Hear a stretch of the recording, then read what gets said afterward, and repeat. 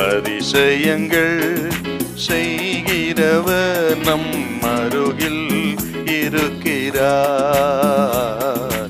அற்புதங்கள் செய்கிறவர் என்றும் நமக்குள் வசிக்கிறார். யோசுவா 7:1 வாசிங்க பார்க்கலாம். இஸ்ரவேல் புத்திரர் சாபத்தீடானதிலே துரோகம் பண்ணினார்கள். எப்படியெனில் யூதா கோத்திரத்து சேராகுடைய குமாரனாகிய சப்தியின் மகன் கர்மிக்கு பிறந்த ஆகான் என்பவன் சாபத்தீடானதிலே சிலதை எடுத்துக்கொண்டான்.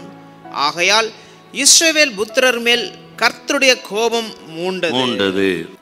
இந்த ஆகானின் பாவம் என்னன்னா, அதுதான் கீழ்ப்படியாமே. ஏன்னா கர்த்தர் ஏற்கனவே கட்டளை கொடுத்திருக்கிறார். 6ஆம் அதிகாரத்துல 17 நீங்க வாசித்து பாருங்க. 17 21 வரையிலும் 24வது வசனம் இதெல்லாம் வாசித்து பார்த்தீங்கன்னா கர்த்தர் சொல்ற திட்டமா பேசுறாரு.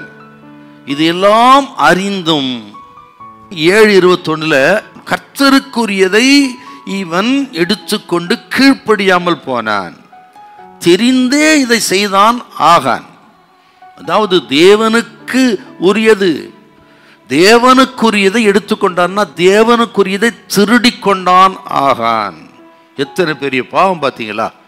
இந்த பாவம் எப்படி இவனுக்குள்ள பிரவேசின்ற ஒரு அற்புதமான ஒரு வசனம் இருக்குது. இதில் நீங்க இந்த 7:21 வாசித்தீங்கன்னா பாவம் இந்த ஆகானுக்குள்ள எப்படி பிரவேசித்தது, நமக்குள்ள அது எப்படி பிரவேசிக்கிறதுங்கிற ஒரு எச்சரிக்கையான சத்தங்க.